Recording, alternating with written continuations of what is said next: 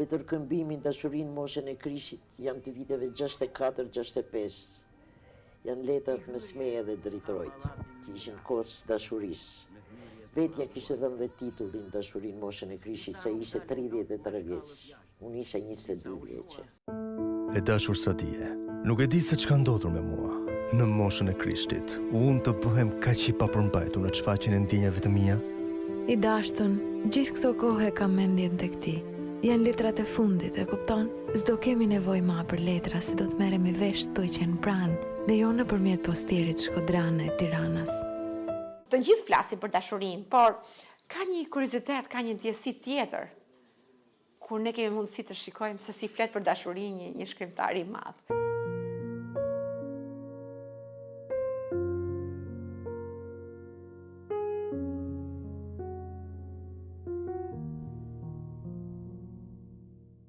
Këtu jemi në dhomën e gjumit të çiftit. Kjo hapësirë që sot është muze dhe që ka të ekspozuar letrat, po edhe objekte të tjera të rëndësishme, ka qenë dhoma e gjumit e tyre dhe jo më kot, ne në konceptin e ekspozitës vendosëm që në këtë hapësirë të ishte, po themi, pjesa më e madhe e letrave të ekspozuara për ta lidhur pak me simbolikën.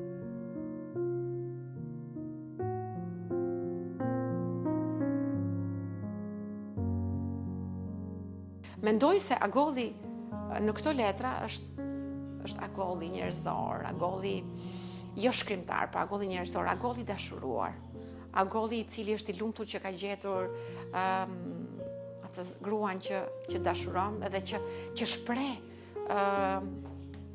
vështirësitë ose shpreh mungesën e saj, sepse vazhdimisht i thot për shembull që sa do doja që të vjen në Tiranë, që të ishim pranë, që të bisedoni. Unë jam ndryshe kur je ti, unë flas ndryshe kur ti je pranë meje.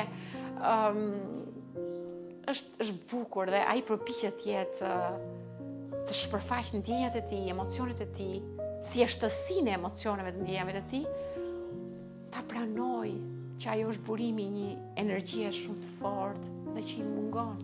Se elementi bazë i gjithë letërsisë, letrave në përgjithësi, është malli. Po kur të jesh mërzitur shumë, në raft të librave kërkom, atje do jem i fshehur unë në ndonjë fjalë, ndonjë shkronjë. Ajo që është e pandryshuar është historia dhe pasioni i tyre, që është i pazakont në fakt, që është gati një që në fillim, kur ai takon dhe dashurohet për herë të parë, e deri në momentet e fundit të jetës, që vazhdonte ta konsideronte Sadien muzën e tij të përjetshme, edhe secilës i kushtonte vargje e flet pafund derisa u nda nga jeta. Me sa duket, ne studiuesit ato kemi dhe një mundësi të shohim se si kjo dashuri, ky emocion ndryshon apo nuk ndryshon. Si ishte kur ai ishte 33 vjeç dhe si u bë ajo deri në vitet e fundit të jetës së shkrimtarit. Ai vazhdoi të shkruante, vazhdoi tashmë ndoshta jo letra më, në vitet e fundit të jetës ndoshta jo më letra, po vazhdoi të shkruante poezi për ta.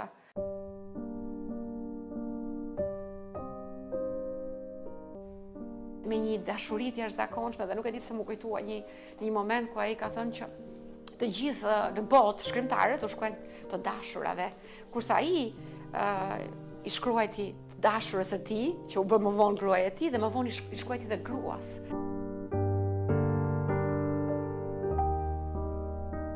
Pra është një nga ato rastet e rralla ku shkrimtari shkruan për gruan e tij, e cila dikur ishte e dashur, por tani është grua, pra dhe dashuria mbetet e njëjtë, dhe dashuria duket madje sikur forcohet.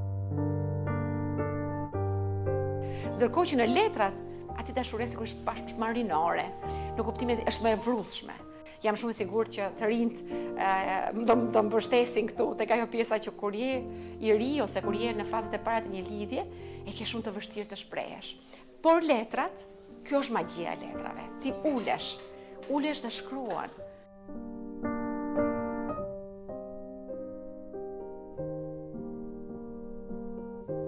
Një letër është dhe kufizuar, brenda saj ti do të sintetizosh gjitha ndjesitë, gjitha emocionet dhe sigurisht duhet i shprehesh bukur.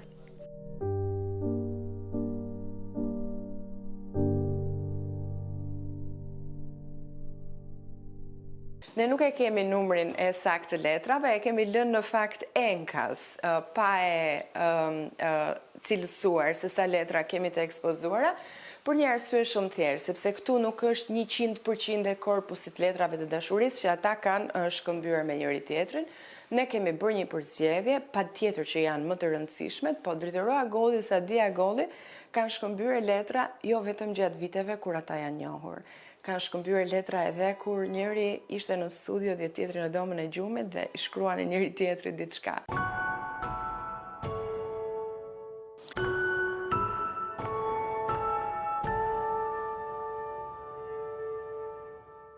Pra kjo është një gjë shumë e veçantë. Ai shkruante letra për shembull Sadies dhe kur ai ishte në spital për të lindur njërin fëmijë tjetër më pas. I ka shkruar letra edhe kur ka dashur që ajo ta nxjerrë për një kafe. Pra ka qenë një lloj mënyre jetese. Kështu që në çdo njërin prej këtyre ekspozitorëve mund të lexohen letra të viteve të ndryshme, të gjendjeve emocionale të ndryshme. Kemi zënka çifti, kemi po themi ndarje informacione të përditshmërisë.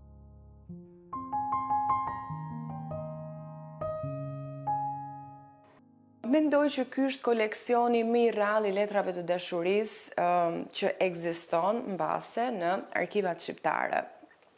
Kaq intensiv, kaq pasionant, kaq romantik, por ka edhe një, besoj, dimension tjetër, kaq të vetëdijshëm për rëndësinë që do duhet të kishte secila letër. E dinte shumë mirë vlerën e dorëshkrimeve, vlerën e shënimeve para se sa të formulohej teksti.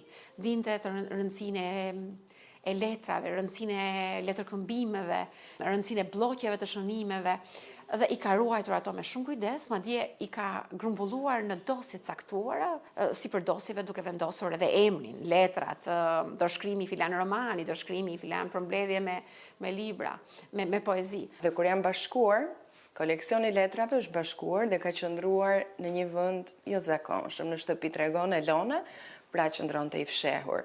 Po ata të dy duket se kanë qenë të ndërgjegjshëm për rëndësinë që një koleksion i tillë do të kishte vite më vonë, jo vetëm për historinë e tyre të dashurisë që doja tregonin pasardhësve të tyre, por nga sa kuptohet dhe nga sa shihet tani, si një pjesë e rëndësishme e fondit trashëgimisë son kulturore, vetdia e tyre absolute për t'i ruajtur këto letra tregon faktin që në vite shumë të hershme, Dritoroa Golli, mbase e ka kuptuar se kush do t'ishte ai dekada më vonë dhe se çfarë peshe do të kishin këto letra, ky epistolar shumë i jashtëzakonshëm, duhet thënë. Këto lloj letërkëmbimesh kanë një vlerë shumë të madhe. E para një herë për të kuptuar letërshkruesin, për të shfaqur emocionet, ndjesitë e letërshkruesit. Por nga ana tjetër, ata janë dhe një formë letërsie pasioni, janë një formë letërsie e veçantë, por që studiohen nga letërsia.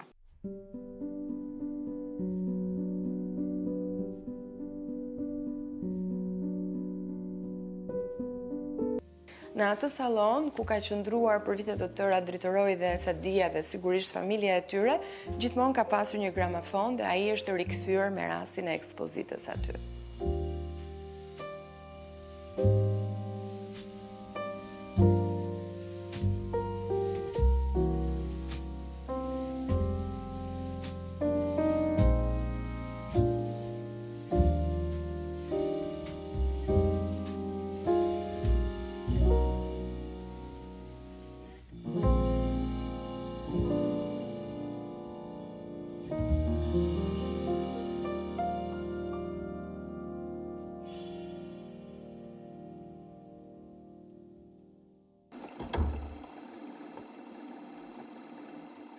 Kjo është, po themi, tavolina e punës e Detroit, kjo është studioja e tij e punës, edhe ne kemi vendosur që në këtë kënd këtu, përballë kemi letrat e dashurisë të dyve, ndërsa me këtë stilograf, që është stilografi origjinal i Dritoroa Gollit, i cili është funksional, dhe me këtë bojë, po edhe kemi edhe bojë tjetër rezervë, kushdo që ka dëshirë të shkruaj një letër dashurie të mund të shkruaj. Në fakt kemi zgjedhur në mënyrë simbolike, po themi të kemi këtë lloj qasje, që vizitorët pasi kanë qenë këtu, kanë përjetuar le të themi emocionet e letrave të dashurisë, të mund të frymëzohen, të dërgojnë një letër dashurie një njeriu të zemrës së tyre, që jo domosdoshmërisht është e dashura. Ndërsa për vizitorët të ulen në këtë tryezë dhe të shkruajnë me këtë stilograf, sigurisht që është një kujtim i jashtëzakonshëm, sepse nuk na ndodh shpesh që të mund të kemi mundësinë të ulemi dhe të marrim penën e një shkrimtari dhe të shkruajmë vetë një letër, jo sikur të ishim ai, po gjithsesi një simbolike e këndshme është. Vendosëm bashkë me Elonën dhe ishte bujaria e saj që na mundsoi një stilograf ende në gjendje pune, për ta përjetuar, po themi gjithë këtë vizitën brenda shtëpisë së tij në këtë mënyrë.